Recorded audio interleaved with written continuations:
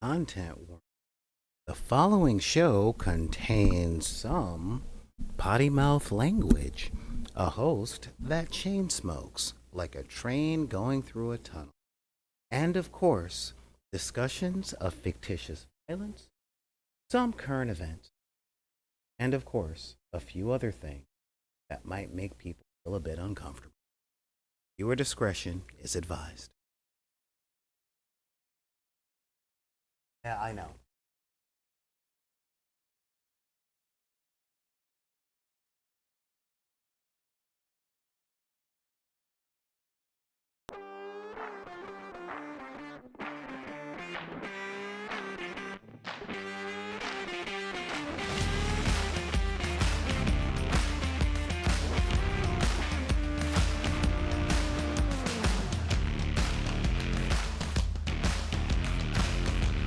Hey, what's going on, everybody? Man, are we late? I know, I know. Oh man, yes. Hello, everyone. How you doing out there? How you feeling? Oh, quiet, you. Quiet. Just you be quiet. Trying to reach out to me saying, we have stuff about your senior benefits. I'm like, I'm not that old, guys. What is going on?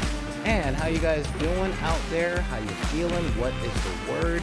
I am Solar Gray, the Cinematic Sorcerer, and I am coming at you from the Wizard's Tower. So what's going on, guys? What is up? What is up? Thank you so much for being here on the dark side of the room today. And yeah, it is hot. It is so hot. I've been fighting with my computer with technical difficulties for the past, God, I don't know, the past 2 hours. And I finally figured out, oh yeah, I tripped over my cable that connects the camera to the rest of the computer. So I'm thinking stuff is tripping, and sure enough, it's not that stuff is tripping, it's that I tripped. Isn't that fun? So, welcome to the dark side of the room. This is the show where we talk things nerdy. All things nerdy? Nah, just some stuff nerdy. After all, we only have like an hour to talk about all this stuff. And we are talking about things like role-playing games, comic books, movies, things like that. Just so many things that can be used for other stuff. Again, I'm glad that you folks are here. Thank you so much for tuning on and tuning in, and not dropping out. So we've got a show for you guys today. Okay, we are going to be talking about tools for immersion, the reasons for immersion, and of course, and this is a big one, all right, and yeah, again, I said quiet, and things having to do with immersion that could stand in the way of your gaming experience. So, with all that said, let me wipe the sweat from my brow from how hard I work for all y'all. And I work real hard. I'm letting you guys know what is up, Mr. Rear in Pain. And let's get to the show. But before we do, if you guys got any questions or anything on that level, then feel free to hit us up at backinthedeck@gmail.com. That's BACKINTHEDECK@gmail.com. You can also reach out to us over at Twitter and Instagram, or as I like to say, the social media that everyone has and no one likes. So that is one of the things that you guys can do to get a hold of us. And of course, if you are under 30, that means you're probably on them ticks and them talks. And that's fine, because if you're on those ticketed TikToks, you can reach us at BidP. That's at BIDPY. And of course, if you're like me and you're over 40 and the main social media you're stuck with is them Facebooks, then join the group Deckers on the Books, because that is where you guys can talk to each other, you guys can talk to us, all that other stuff. And we've got so many other things that we can talk to you guys about, and we can have fun and be happy. And I say happiness. And I have an announcement for you guys. And I think it's an announcement that you guys will actually dig in the sense of our merch store is having a 35% off sale. What is that? Yes, we are having a 35% off sale with our t-shirts and all of that jazz.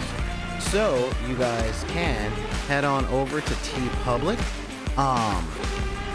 tpublic.com slash BidP merch, and check out the stuff that we got going. We got the back in the day t-shirts, we got notebooks, we've got coffee mugs, which are actually my particular favorite thing that we set up on this thing. I love the way that these things look and all of that jazz.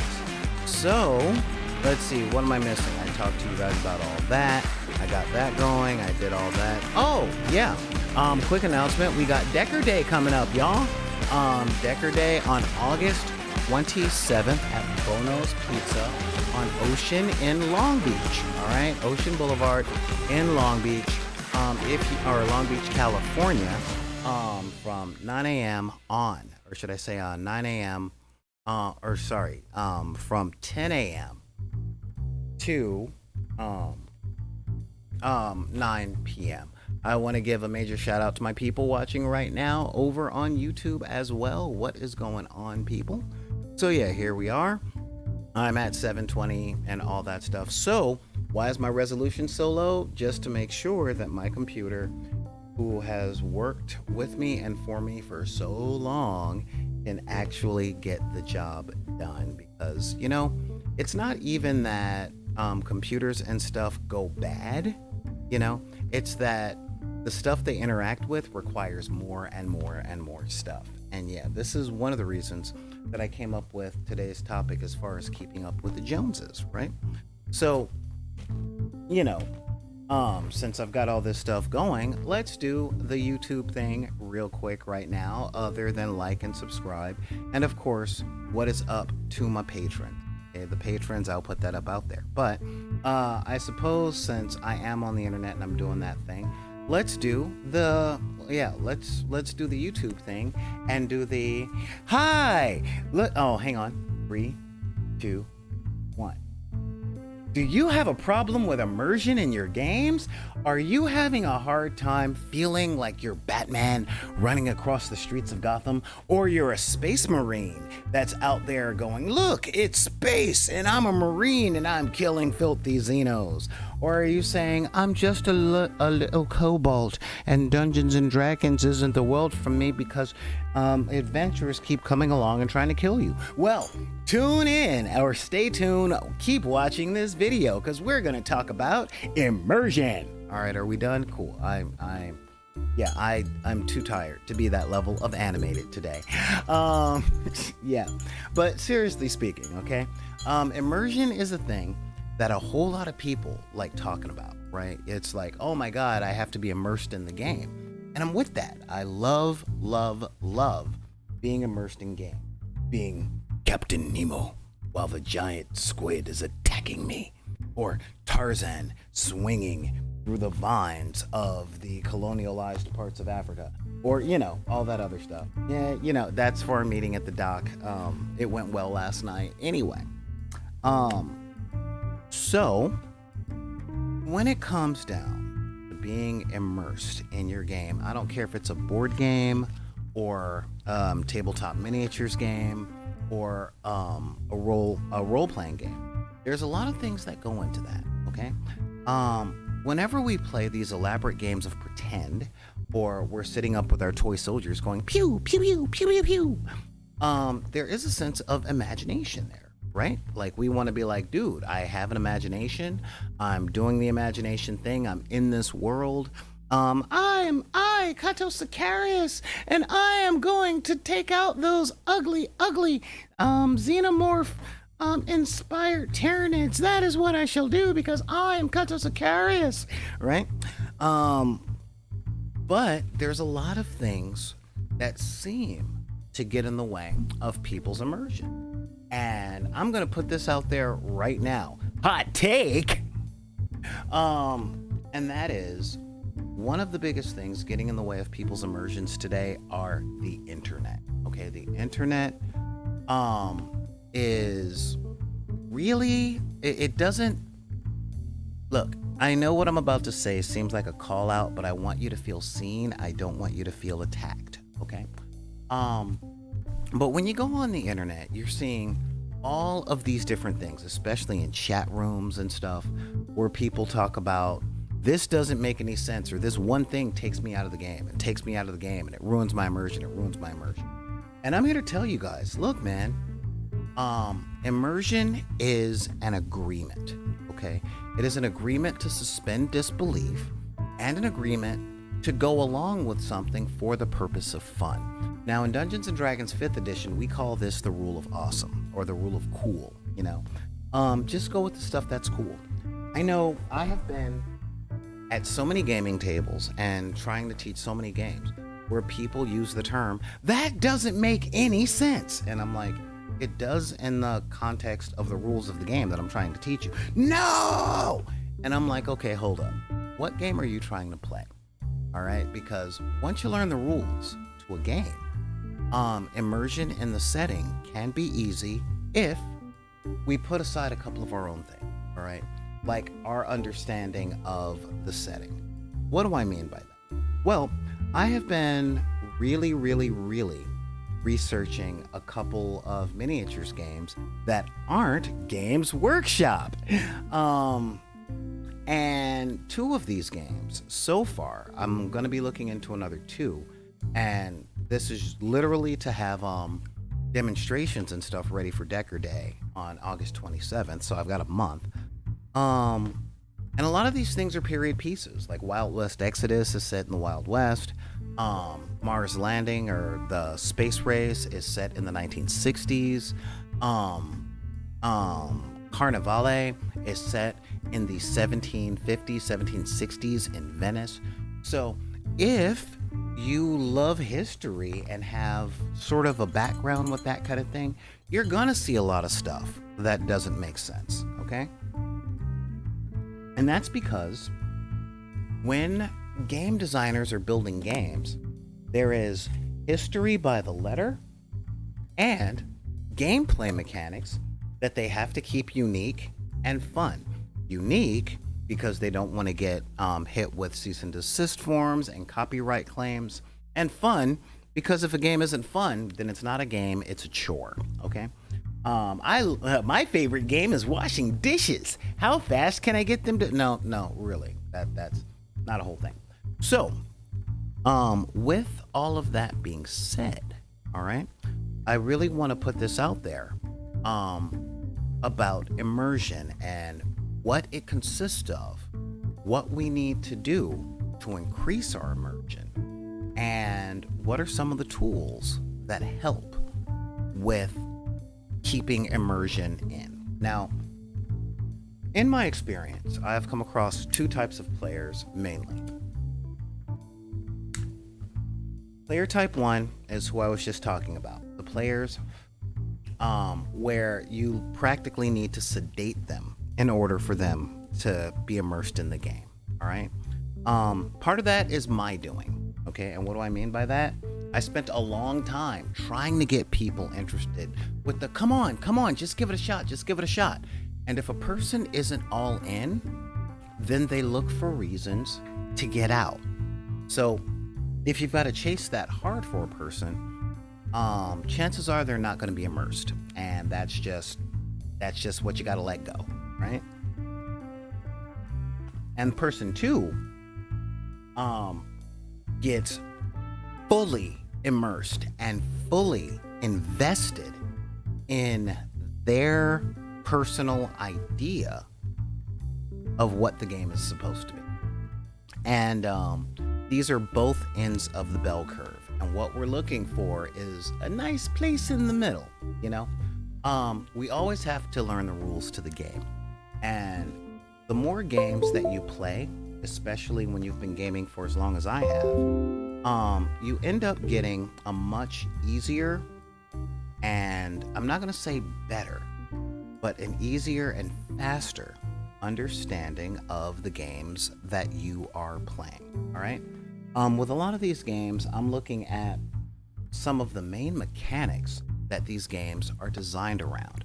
Example, in Dungeons and Dragons 5th edition, that entire system, is based around the advantage and disadvantage system. Okay, it's really designed to have that roll 2d20 things. Now, I know a lot of my friends who hate Dungeons and Dragons 5th edition, and I do mean hate it.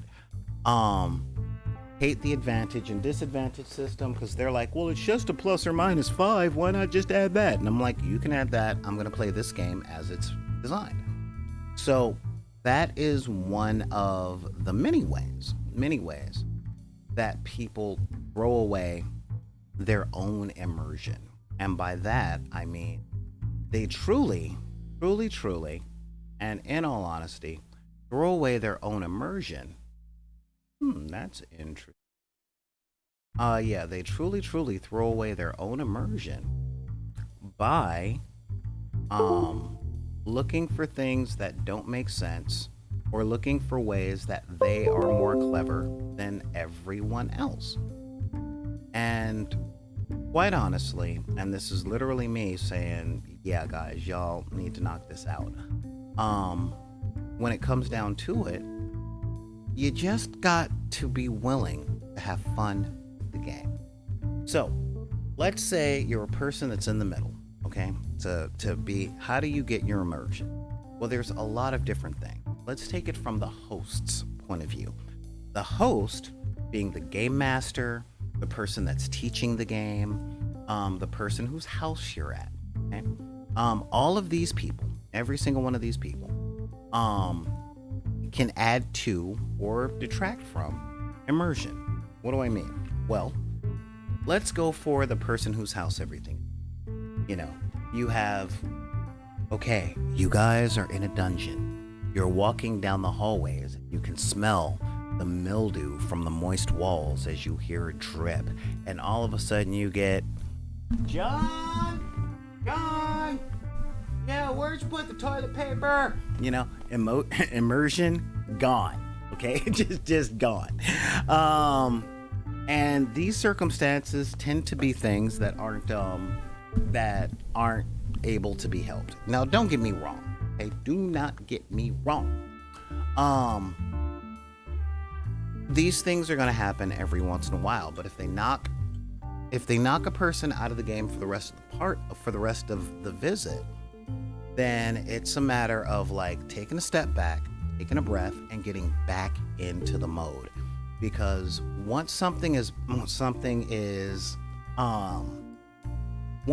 immersion is broken, that doesn't mean it's gone forever, guys. There's a whole lot of forever and never thought process, especially with new players. But sometimes things happen. Now, with people that disagree with the setting or that have a different historical context or a different interpretation of where these things go or come from, to those guys, I'm like, look, let it go. Okay, just let it go. Okay, make the decision to have fun. And when I say that, I mean this. I do not go to very many parties. I'm not a big party guy, not a big fan of parties.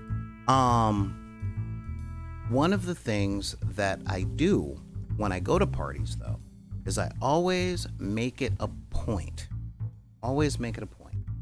to have fun. I make the decision to have fun in what I'm going to do. Now, we talked about flavors of fun last week before.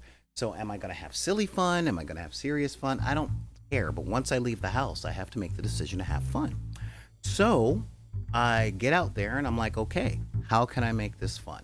How can I make this immersive and fun? And what are we looking for? And I have to pick up on what the game master is laying down or what the other people at the event that I'm at are trying to lay down. Okay. But I told you guys last week, I was a teenager in the 90s. Okay. And in the 90s, part of being a teenager is hating everything. Music sucked. Clothing sucked. Skateboarding. Well, it's awesome when you're talking about it with people that aren't part of your social circle, but once you get in with your social circle, it sucks. It sucks, they sucks, everything sucks. It's like you're living in a great big vacuum. I never liked that because my adolescenthood was a step up from my childhood. So I thought everything was awesome. Everything was neat if we're part of a team. But that was when I first ran into people who were essentially fighting as hard as they could to be king crap of Turd Mountain. Okay? And what do I mean by that? They fought each other to be the cleverest and the smartest and blah, blah, blah. And they spent so much time tearing down everyone around them that they couldn't see anything good. I fell out of favor with a lot of people when I was just like, man, if everything sucks so bad, why are you here? Just go home. Just go. If it's not what you like, then go find what you like, all right? Go out and be happy. Just go out and be happy. If this isn't making you happy, then just go be happy, because you not being happy is messing me up, man. And we're supposed to be friends, man. You know, that's really where I was at. Exactly, Darrow. My suffering is sacred. Bow down to my suffering. You know, but when it comes to like immersing yourself in the game, okay, immersing yourself in the premise of having fun and bringing fun to the table for everyone else, there's a lot of things that can be done. You can't get, like making sure that the bathroom is well stocked with toilet paper. That, I know that sounds strangely specific, but anyone who's ever hosted a game at their house, holla, y'all know what I'm talking about. But one of the other things that you can really do is music, okay? Music is really, really cool. Now, I always recommend classical music and instrumentals because the social circles that I run into are weird about music. And when I say weird, if it's music that's like rock or pop or something, if it's not what they already like, all they'll do is complain. That's just what that's just what they're with, okay?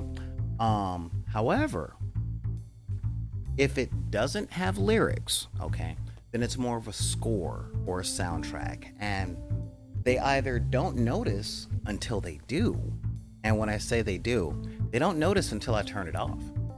And then they're like, oh, there was really a thing. And this is a trick I learned back when I was like 13.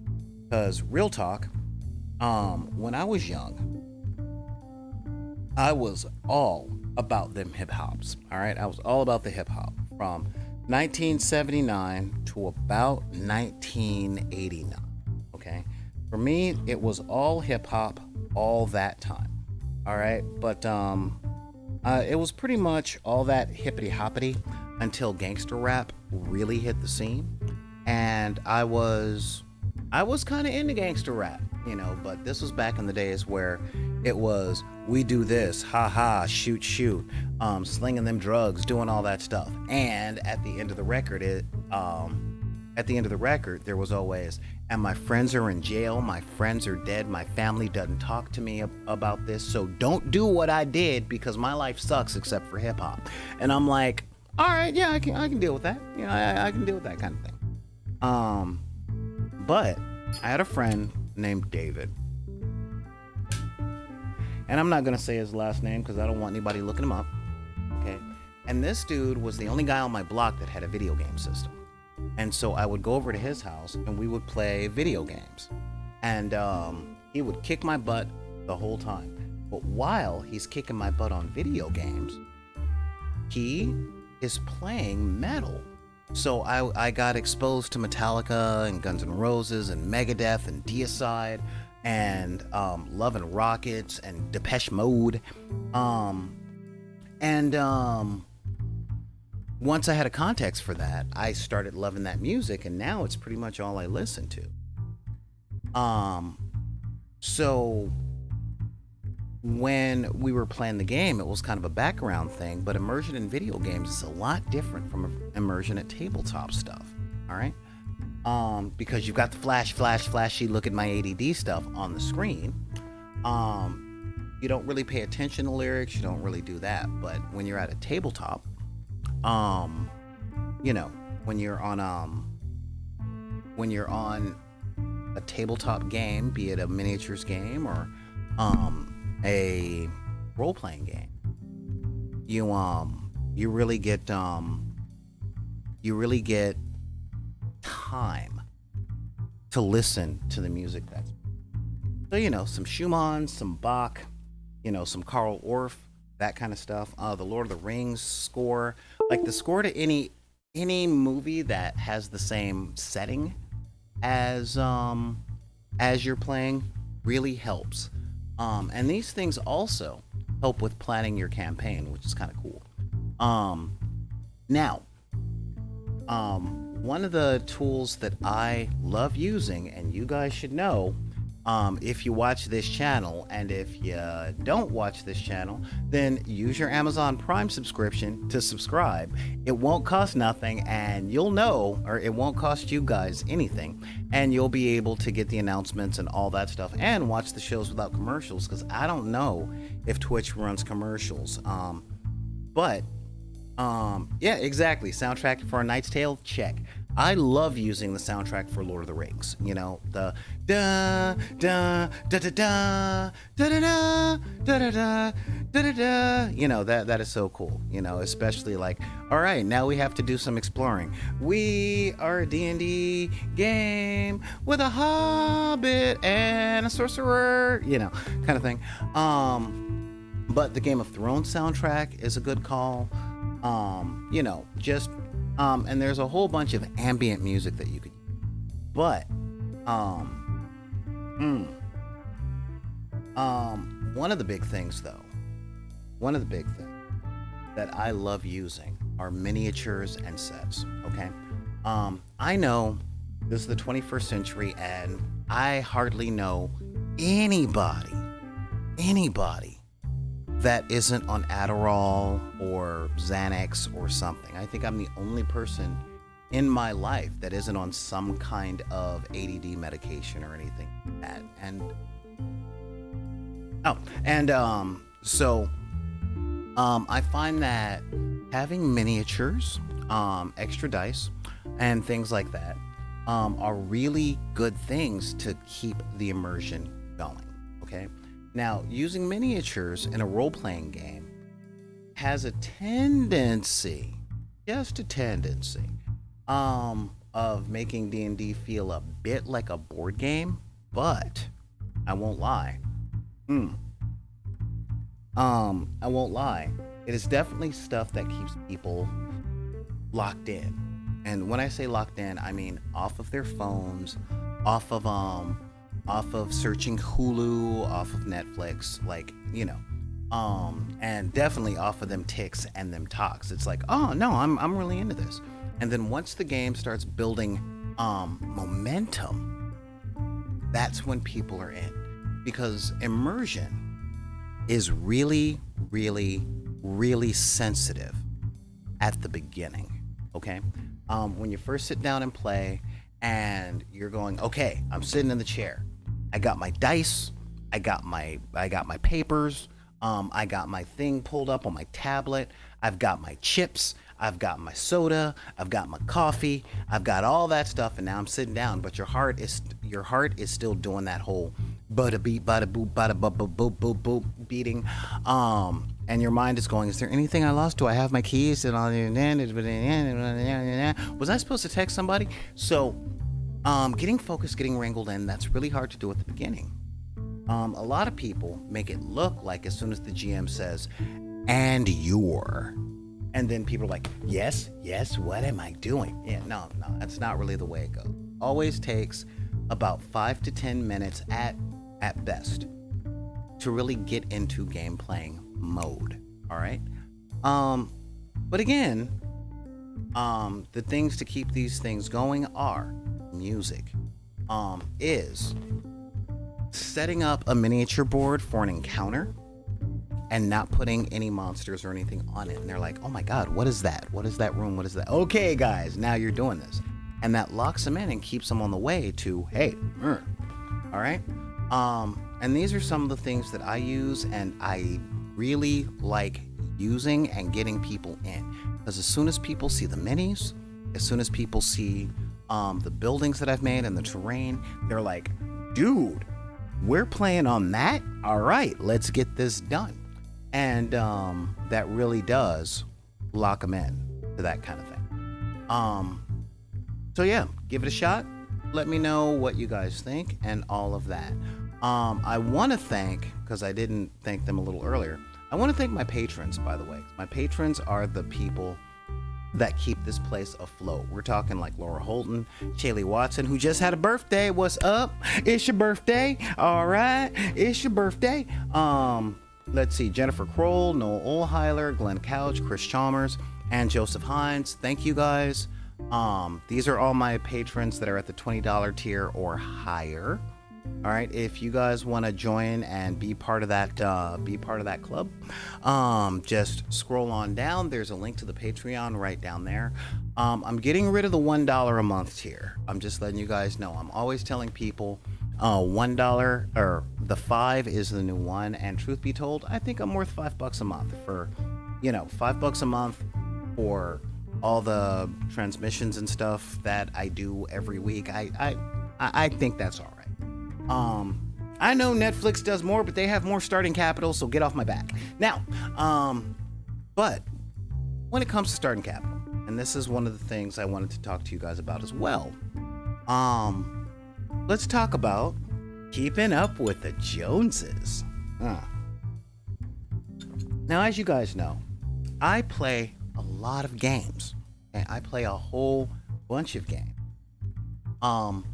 And I was in the tournament scenes for a lot, and I mean a lot of games. All right.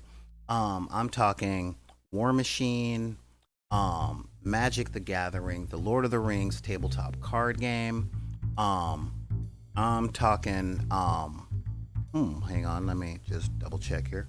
I'm talking the Lord of the Rings card game. I'm talking whoa, my stream messed up here on oh no it didn't. Okay, cool. Lord of the Rings card games, War Machine, HeroClix, Mage Knight, Magic the Gathering. Let's see what else. The Warlord tabletop card game. And of course Marvel Crisis Protocol, along with Star Trek Attack Wing, X-Wing. Like, there's a lot of games and they all have a tournament scene, and this is one of the reasons I'm not a big fan of tournament scenes. And this is the reason. We have talked about the meta a long time ago. All right, the help me out, what does the meta mean? Most efficient tactic assured or something like that. And when it comes to playing games, okay, I don't care if it's a tabletop role-playing game, board games, or anything, community is everything. Because essentially, you need somebody to play with, unless you enjoy solo gameplay, and I'm kind of getting into that. You guys are helping me because I do a lot of solo gameplay on Hobby Hall here. So, pardon. But when it comes to that, when it comes to the community, I'll let you guys know. I was the poor kid in the group, and now I'm the house poor man in the group. And what does that mean? That means I have a hard time keeping up with the meta, okay? I have a very hard time keeping up with the Joneses. A lot of games, but specifically games that have a tournament scene, tend to have power creep, okay? And for you guys that don't know what I'm talking about, I'll explain. Power creep is when game components get more and more powerful, when the stakes get raised and they become stronger, especially in games built for competition. This happens with every game that has a long-standing audience, okay? Currently, as of this date, to my knowledge, there are 50 books for Dungeons and Dragons 5th edition. Now it started with the Player's Handbook, okay? Player's Handbook. All right. This is now I'm a big fan like this, all right? Oh, well, come on, Xanathades. I appreciate that, but really, people aren't bad. They're really not. It's just navigating people can be a little tiresome, but I have faith that you can get more spoons in the drawer. God knows I'm working on getting more for mine. But yeah, so it's, the Player's Handbook, the Dungeon Master's Guide, the Monster Manual. That is where I'm at. Okay, that's where I'm at. That's where I've always been. Do I have all 50 books? Yes, I have all 50 books. Because again, Deckers, you guys are awesome. So I get donations. I get people going, dude, check out my copy. I've even had some people buy me the PDFs, which is great. But at $50 a book, that's a lot of keeping up with the Joneses. Okay. And that is on the, what's the term? Lower end of the spectrum. I mean, truth be told, one of the reasons I love tabletop role-playing games so much is that the king of the RPGs, Dungeons and Dragons, cost about $200 a year to stay up to date on. Okay, that's it.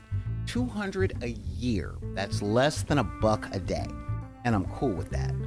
But let's talk about other games. Games that have tournament scene, like War Machine, Warhammer 40K, Magic the Gathering, X-Wing Fighter, Star Trek Attack Wing,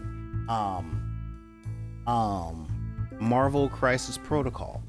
These games, okay, you have a tournament and they are constantly escalating the stakes. When they release a new thing, it's more powerful than the last thing. So if you've got the new thing, you end up winning the game. Or if you play against someone who has the new thing and you haven't bought it, you end up seriously losing the game. And this comes in for two reasons. One, again, power creep and escalation is a very difficult thing to deal with sometimes. And second, and this is a really big thing, the tournament environment is based on fierce competition. All right. So it is all about winning as fast as possible, even if it means not letting your opponent play at all. I don't like it, but that's the culture that they've cultivated. Okay. And these companies that aren't Games Workshop or Wizards of the Coast, Hasbro, have got to make their money. Okay. That's just that's how that goes down. However, and this is a really big thing, all right? If you've got a good core gaming group, okay, you get one or two friends that you can just play with, and keeping up with the Joneses generally tends to be, what's the term? It tends to be easy to not have to keep up with the Joneses. This leads me into proxies, okay? I've been learning the game Carnival from Tabletop Combat. We'll talk about that Friday on the Hobby Hall. And these miniatures look amazing, but the gameplay is great. Okay, I'm loving the gameplay. It gave me everything I wanted out of the Batman miniatures game, and that says a lot. So I'm really digging it. I'm really digging how the gameplay works and all of that stuff. And the minis they're less than Games Workshop, but they're still more than I generally have in that budget. But I have a whole lot of proxies, okay? And so when I play with friends, Atlas Robbins, yeah, cute. Don't make me have to put you back under your bridge. So when I look at this game, I have a lot of proxies. I ended up getting a bunch of proxy figures from One Page Rules, because they have a Renaissance Italian faction called the Duchess of Vinci. So I'm really digging it. I'm really digging it. I can play my little clowns and my assassins and my guys with plague masks and stuff like that. I am really, really into that. Now, This is fine with tabletop combat because they never plan on having a tournament scene. Okay?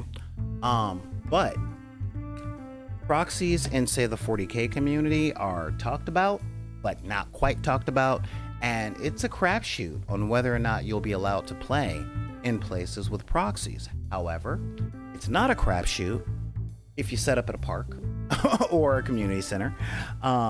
If you set up at a friend's house, you know, it's summertime. We're in the middle of a global freaking heat wave because global warming is real. And if you don't believe me, notice how many times I'm wiping my brow. So when it comes to that type of thing, I know how tempting it is to try and keep up with Instagram, Twitter, YouTube, all these people talking about the new stuff, you know. All the people, like, for Warhammer 40K, Horus Heresy just came out, and that's good because it's not major power creep, but they just released 3 more books for armies that they have, and these books essentially make these armies from not playable in tournament to only play these in tournament if you want a chance of winning.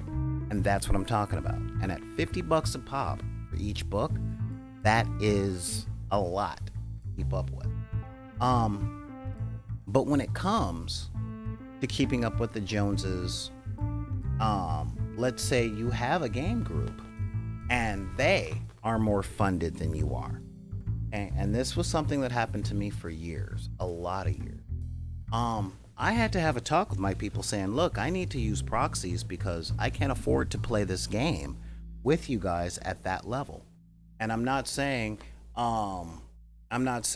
choose the game or me. What I am saying is, if this is what you guys are doing, I can't afford to keep coming. You know, I want a game, I want to do all that stuff, but if this is what it's going to be, then call me up when you're doing something other than this. Because again, I was part of a gaming group for a while, and it came down to at least $35 per visit per game day. And they wanted to have game days like 2 or 3 times a week. And I'm like, guys, I don't make that kind of money, you know? I really don't.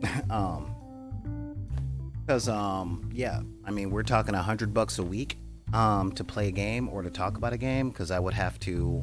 Now, they didn't charge me admission, but I did have to pay for gas to get there because I was 20 miles away. And once we were there, we had to pay for food. Okay?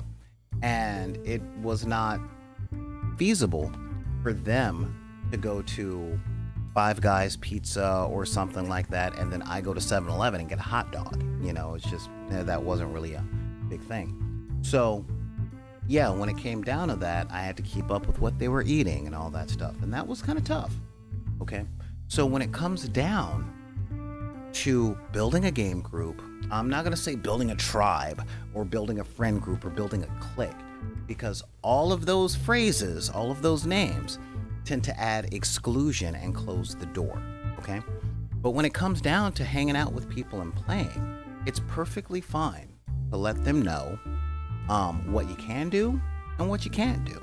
You know, I have an interesting relationship with my friends because we have different definitions of the word broke. All right. When I say I only have $35, I don't mean I only have $35 to spend on fun. That means I only have $35, or that means if I spend $36, I'm overdrawn at the bank. And not in one account. I mean, you know, it's not that I have to transfer money from my savings. You know, that whole checking in my savings and most of my money is in my savings. No, most of my money is in my checking because, you know, I'm broke. So when I get together with my game group, I'm like, dude, I'm using proxies if we're going to play this game. And I'd like to play this game because I love the gameplay. I love all this stuff. But I can't afford the models. And a lot of the times they're like, oh no, that's cool. Yeah, we figured you'd be playing proxies because that's what you do. You're like the proxy guy. And I'm like, cool, as long as that is understood. And we get along like a house on fire with that. So when it comes to keeping up with the Joneses, what I have to say to you guys is recognize, just recognize, don't judge, Don't condemn, but recognize when you're dealing with elitists, be them financial elitists or experiential elitists. Because once you can identify them, then you can decide for yourself whether or not you've got the spoons and the finances to be in that little circle, to do that. Um, Down here in the hood, I love how open we are with communication because it's like, man, I can't do you today. I can't handle you today. We can hook up at a different time, but I can't handle you today. I ain't got it in me, and I want you to come, but I can't float you, and I know you ain't got the money. So we gonna do this, and I ain't gonna tell you about it unless you ask because I don't want you to feel no FOMO. That's kind of thing. So I'm really big on that particular way of doing things. Let's see. Yep, and one more. Aha, nope, no. Okay, cool. Because when it comes down to it, guys, and this is really important, we do this stuff because we love doing this stuff. We do this stuff because it's fun. Some people have the fun on the some folks have the fun on the building, some folks have the fun on the designing. Not gonna lie, one of my favorite parts about doing all this study in miniatures games is building teams. I love building teams. I'm like, yeah, since I give so many demos, I have to go out with at least 2 teams for any game that I'm looking to teach people. And I tend to put up like 4 choices, just because sometimes if I'm trying to teach women how to play, they want like a woman themed army. So I have to put a woman themed army out there, and a hero based army out there, and a monster based army out there, and a wacky based army out there. And that covers all my bases. So, got my Harlequins, got my monsters, got my women, got my soldiers, and that's pretty good. And I like putting this stuff together. But yeah, so when it comes down to doing all of those things, these things will help keep up your immersion and to help you not drown in keeping up with the Joneses, because I can tell you from personal experience, in this day and age, it's really easy to feel like if you don't have the newest and the shiniest, the new Air Jordans, the new cashmere sweater, whatever, it might come off as though you're not welcomed and you don't have a place. And that's not the deal. That's not the business. Okay? But for a lot of us, I know for myself, that was the deal. When I was in school and when I was in college, But the fact of the matter is, that's not how it works today. And the reason why it doesn't work today is because I have control over who I choose to spend my time with. Like, I've got control over who I ask. Way more than we did in college and high school, because in college and high school, we had to be there. We didn't have a choice. In college, we were stuck because we were paying for it and they were in the same classes and all that jazz. And in high school, let's face it, you got 4 acres of land with 2,000 people. So you just couldn't escape a lot of different people. But nowadays, I can choose who I spend my time with. And you guys can choose who you spend your time with. So you don't really have to worry about keeping up with the crowd. And I know that's hard. I can tell you, as a content provider, I wrestle with this all the time because there are so many content providers out there that I love and like, and even more that I respect. Okay? Even if I don't like them, I respect them. And I see them creating content where you can tell they spent 9, 10, 11 hours researching stuff. They had that stuff. And, since they make more money than I do, they can do that because it's part of the job. I can't do that, which means I can't be on top of when Hasbro releases something new for D&D, or I can't be 3 or 4 months ahead with the new Marvel movie because I don't have time to read all of the trades like Entertainment Weekly and Variety and get the Disney newsletter and implant one of my people inside to give, to leak information to me like a good press person would, and when you look at stuff, especially TikTok, Instagram, YouTube, Twitch, it can become very overwhelming, okay? Thinking if I'm gonna get any traction or get any attention or get anybody to notice me, I have to do what everybody else is doing. And the fact of the matter is, not everybody can. Not everybody can. And that's okay. What's more important than keeping up with the Joneses and keeping up with the meta is doing what you love because you love it. All right? That is the biggest thing. If you love playing Rangers from the Player's Handbook, play Rangers from the Player's Handbook. You don't need Tasha's. If you love playing Dungeons and Dragons 3.5 edition, then play it. As long as you can find people to play it with, dude, go for it. If you like playing Old Hammer, play Old Hammer. If you like playing Magic the Gathering but stopped in 2001, pull out your old cards, play with your friends, and let them know, no, we're stopping it at 2001, And a lot of people are like, well, that's why there's Commander and blah, blah, blah. And I'm like, oh, you mean spend more money? Okay, you first. You can spend the money on what you want me to play because I can't keep up with that. Or we can have a blast with what we've already spent money on and what we got. I know my friends that I play Magic with nowadays, we don't buy anything new. We've got too many cards taking up freaking space in our closet. And, I can just hear my mom going, why am I going to buy you something new? Play with what you got. You got all them cards. You spent all that time and all that money buying the cards, arranging the cards between rare, common, and uncommon, and then separating out your lands and doing all that stuff, or separating stuff by artists. You got all that stuff. You may as well play with it. Stop buying new stuff. Damn. I completely get that. I know it's one of the reasons I left the tournament scene, and I think the last game that I played that had a tournament scene growing was Marvel Crisis Protocol, but before that it was HeroClix. And I remembered that every new set of HeroClix came with more escalation, and I'm like, you know what? I like playing this game. I like the way it works. I love the figures. So I'm just gonna play with these fast packs. I'll spend $17 on the new stuff if they have teams that I like. That's about it. But I'm no longer buying boxes. I'm no longer buying cases. Get a bunch of stuff that I'm not going to use for the few things that I am going to use, and then have to do it all over again later, just so that I actually get a chance to play when I'm at a tournament. That's not my life. And if you're afraid that the only way,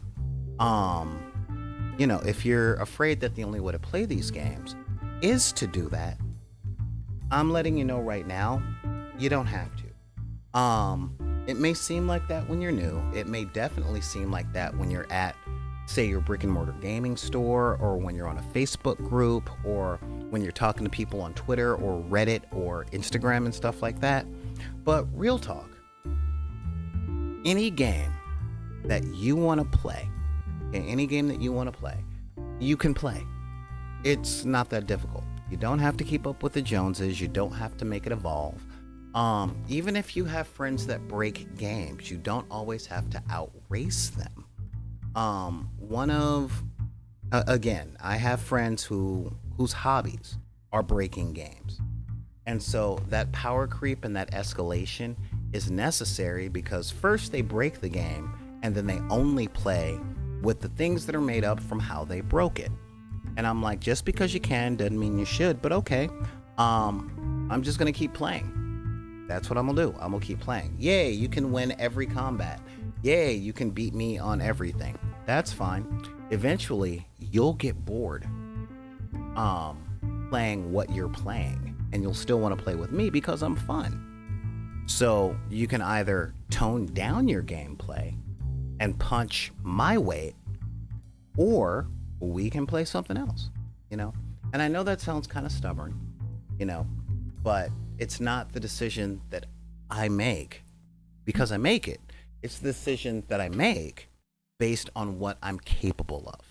And that's the whole thing, you know?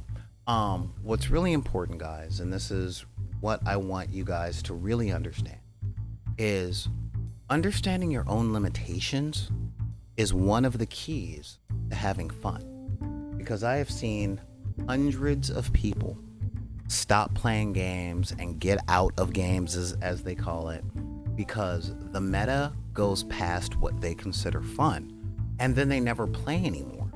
And I'm going, no, we can play that game because I don't know the meta, you know. So let's play the game that you spent all this time and attention and money in playing, you know. If you guys are into tabletop miniatures, it's a lot of work, you know. You buy the figures at an inflated price for a bunch of pieces of plastic, all hail 3D printers, and then you spend hours and hours and hours sanding and painting and gluing stuff together and putting it on a base, and then getting upset that it doesn't look the way that you think it should look, then throwing it across the room, then picking up the pieces and grabbing green stuff and and so when playing with them is no longer fun because the current meta, the Jone'S, make it so that you can't play a game without losing on the first turn because the stuff that came out recently that you haven't bought yet has made your army unplayable. It's good to sit down with a friend and say, yeah, can we play with this? But I'd like you to play with the old codec. I'd like you to play with the rules that came out before the last expansion. And if you play a game where every time they release a new expansion, you get more stuff, it's fine to proxy. Because at the end of the day, we should be playing games and not going broke. All right. Let's see. I'm gonna check the Discord to see if there are any questions. You know, because I haven't actually done a Q&A with you guys for a little while. Oh, that's cute. Zenith, they gave us a meme from the Legend of the Lotus Wars. Pow pow Parn! Pow pow Parn! By the way, Team Parn, I'm not a big fan of Spark. Let's see here. Yep. I have not watched, Xanathades asked, have you watched the record of Grand Crest War on Netflix? I have not. I was thinking about checking it out eventually when I have time, but prepping for Decker Day has taken a lot, and I mean a lot of my time. Daryl over here is saying high magic cards being $50 US dollars, and you need 4 of them. Yeah, that's it per card. Need a mana crypt, force of will, and fierce guardianship. Yeah, exactly.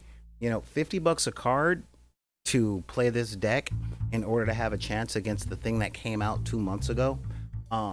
Yeah, nah. I mean, do you guys have any questions? Let's see. You know, I almost got the I know a lot of this show is me sounding like a collegiate lecturer. Let's see here. Okay. Mr. Hers, BU77HUR77. Do you have any questions? You know? Cause yeah, I got a few minutes. Oh, we got the Superman, the king of living room furniture in here. So yeah, hit me up with a question, cause we got a couple of minutes before we're calling it a day. Cause yeah, I can take one question, anyone from the chat, that would be cool. Or not, you know, that's fine too. But if I miss giving you guys the chance for a question, I can live with that. I can really live with that. That's fine. Because you can always, and I mean this, you guys can always send me a question at backinthedeck@gmail.com. It's BACKINTHEDECK@gmail.com. You can also reach out to me on Twitter and Instagram at backinthedeck. You can ask me questions or check out some of the stuff that I'm trying to post. But again, I'm doing like 5 different projects at once in prep for Decker Day. But if you just want to reach out and say hi, do so on TikTok as well. That's at bidp. That's at symbol BIDPY. You know, I always wondered why the at symbol is just called the at symbol. You know, the and symbol is called an ampersand, and that's a cool thing. And of course, you can reach out and hit me up on Deckers on the Book on Facebook as well. I hope today has been, I really hope today has been helpful. All right. I want you guys to get out there and I want you to play more games and have more fun. Yeah, you're right. Clever Little Vixen, I do have a rather informed audience, and that is sweet. If you guys think that other people will enjoy our little conversations like this, do I do the mecha? Do I do the mecha? Yes, I do the mecha, or I used to do the mecha. I played Battletech for a good amount of time back in '96, and I haven't gotten back into it because the math was weird. Hey, Lancer, how's it going? Thank you so very much. Subscribe to the channel. You know, yeah, seriously, subscribe to the channel. We are here Monday through Friday. Generally, I'm on at 3 o'clock when I'm not having technical issues. But yeah, you know, subscribe to the channel. Let your friends know that you're there. I met some really good people this weekend, so I'm looking forward to seeing them into the chat, because yeah, we got a whole bunch of people who are new to gaming as well. And I love answering questions and things like that. But yeah, so to answer your question, Daryl, I'd like to do the mecha. In the 40K knockoff that I play, they have a Tau-like army, and I like the big models. I even like the big models of the Tau. They are very mecha. But the little stuff that comes along with it, I'm not really a big fan of their aesthetic. So as soon as I find some good sci-fi stuff, like if I can find some 3D prints of some Macross models, or more to the point, Bubblegum Crisis models, because I love those guys that used to run around with the motorcycle on their back, that would be awesome. And I could play those with I could play one-page rules with those guys using their TAO. Not Tau, TAU, that can't be trademarked by Games Workshop because it's a letter in the Greek alphabet. Then I might be playing that stuff. But if you have any suggestions on what a fun mecha game would be, hit me up. I would love to know. But in the meantime, join us tomorrow, because I want to talk about the Dungeons and Dragons movie that's coming out. We kind of geeked out over the trailer yesterday, and tomorrow I should have DW McCann the Bard in the deck here, and that would be awesome.